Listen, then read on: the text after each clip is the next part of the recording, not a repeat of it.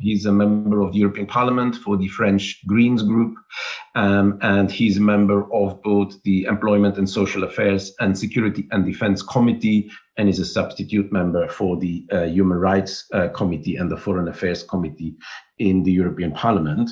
Mounir will give his presentation in French, so if you're uncomfortable with French, please look at the bottom of your screen.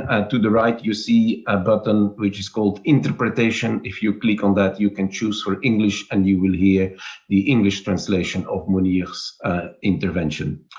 So, without further ado, Mounir, je vous invite pour faire votre intervention. Le voilà. D'abord, bonjour à toutes et à tous. Je suis très honoré de l'invitation de CAN Europe. C'est pour moi un vrai plaisir d'assister à cet échange. Et puis, ça me permet de constater qu'en réalité, il y a des choses qui se passent dans la société, que les acteurs que vous êtes déjà quelque part plus que prêts à participer à cet impératif de transition. Et puis, à force de vous entendre, j'ai failli me dire, mais waouh, mais quelle exigence on a pour cette transition écologique et sociale. Que d'attentes on a par rapport à cette transition. Je pourrais même vous faire sourire en disant, parfois on pourrait croire, vu de l'extérieur, qu'on est injuste vis-à-vis de cette transition juste, tellement on attend qu'elle change les choses. Et vous savez quoi? Nous avons complètement raison. Nous héritons d'une situation humaine, sociale, économique et un état de la planète complètement dévasté par ce capitalisme productiviste qui non seulement a épuisé les ressources et accéléré de manière dangereuse le réchauffement climatique, mais aussi a fait du mal aux individus.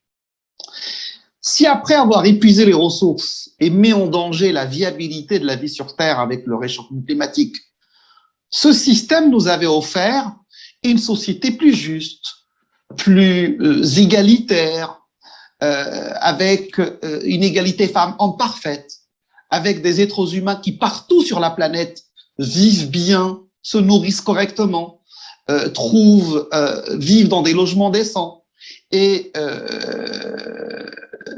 avec une situation sociale correcte. On aurait pu se dire, bon, on s'est trompé sur la finitude de la planète et sur la viabilité de ce modèle de développement, mais au moins on a apporté bien-être aux êtres humains. Et en fait, ce système s'est planté sur tout.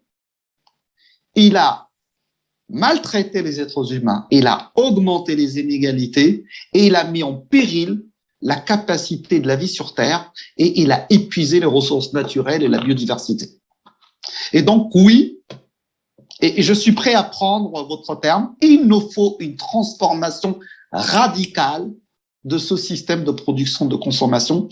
Et la mère des batailles, la mère des exigences, la plus forte exigence doit être la limitation du réchauffement climatique, parce qu'on n'est pas loin du point de bascule. Alors oui, cette transformation écologique produira des choses négatives. Il y a des endroits où des emplois disparaîtront.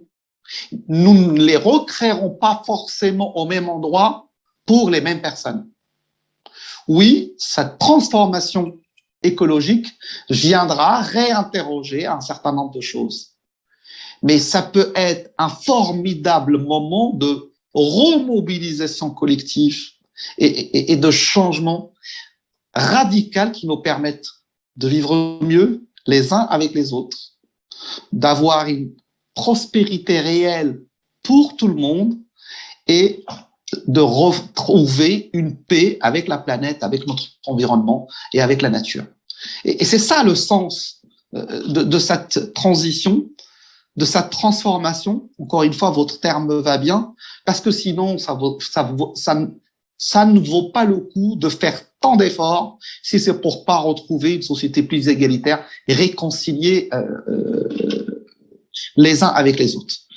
En somme, après des décennies de culte de la mondialisation galopante qui était censé nous apporter la prospérité, il faudrait qu'on réatterrisse sur nos territoires et qu'on recrée au niveau des territoires une manière de vivre, de se loger, de se déplacer, de produire, mais réconcilier autour d'un territoire, mais jamais contre les autres. Et c'est pour ça que cette transition écologique, elle ne peut être ni nationaliste ni populiste, parce que comme nous n'avons qu'une seule planète, la manière dont nous vivrons sur nos territoires en proximité sera importante pour nous, pour le climat, pour l'environnement, et la manière dont vivront les autres plus loin la sera aussi, parce que c'est l'effort de tous qui nous permettra de faire l'effort nécessaire pour limiter le réchauffement climatique et pour vivre mieux.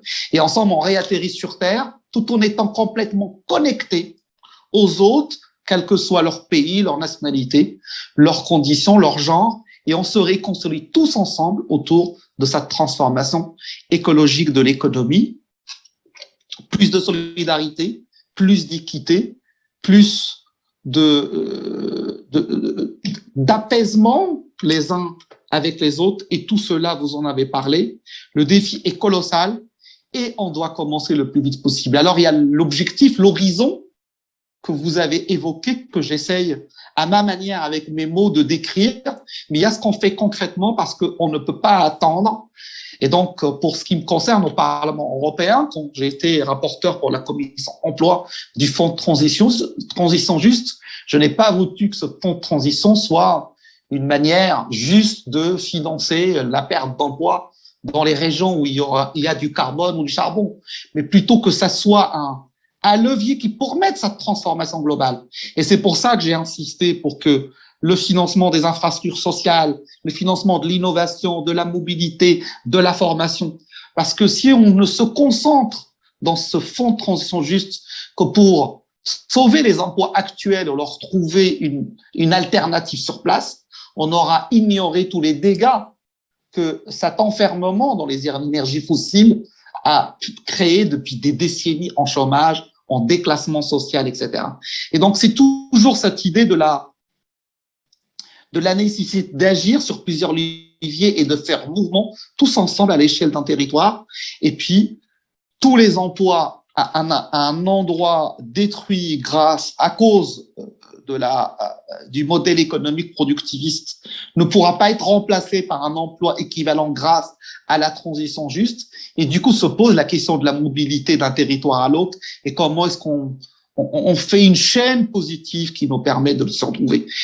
Et puis beaucoup passera par l'emploi, par les nouveaux emplois, par les formations nécessaires pour les nouveaux emplois. Mais si on pense que notre prospérité collective demain, en post-transition, ne passera que par la croissance et par la production de la richesse, on sera passé à côté de l'essentiel.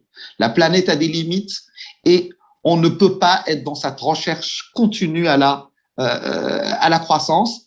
Et ça veut dire qu'il faut qu'on puisse garantir la prospérité de chacun avec moins de croissance. Et ça pose la question réelle du partage des richesses les uns avec les autres dans nos pays et avec le reste du monde. La géopolitique des énergies fossiles, gaz et pétrole a créé tant de dégâts dans le monde, tant de guerres, tant de dégâts à l'environnement et aux autres humains. Moi, je souhaite que la géopolitique des énergies renouvelables, où on peut localement produire l'énergie dont on a besoin pour une consommation sobre d'énergie, soit l'occasion de recréer des relations nouvelles les uns avec les autres et de sortir de cette géopolitique mortifère du pétrole qui a fait tellement de dégâts ces dernières décennies. Voilà, je pourrais en dire beaucoup. On a des choses concrètes au Parlement européen. Le salaire minimum devra participer à cet impératif de transformation juste. Le débat sur comment on régule les plateformes d'emploi pour préserver plus de droits aux hommes et aux femmes participera à cette transition juste. Mais tout ne sera pas fait à cette législature en fonction, mais beaucoup est à faire aussi avec la société dans les collectivités locales. Il y a une urgence. C'est une période, les périodes de grands changements sont toujours des périodes difficiles qui interrogent, mais si on se fait confiance les uns les autres, dans notre capacité à nous projeter ensemble vers un monde différent et meilleur, cette transition juste, cette nécessaire transformation pourra permettre un avenir qui soit plus serein, plus apaisé, dans une viabilité préservée sur la planète Terre. Merci beaucoup de votre invitation. Ravi d'avoir pu vous écouter et échanger avec vous et restons en contact. On a encore tant de choses à construire et à travailler ensemble. Merci Mounir, merci pour votre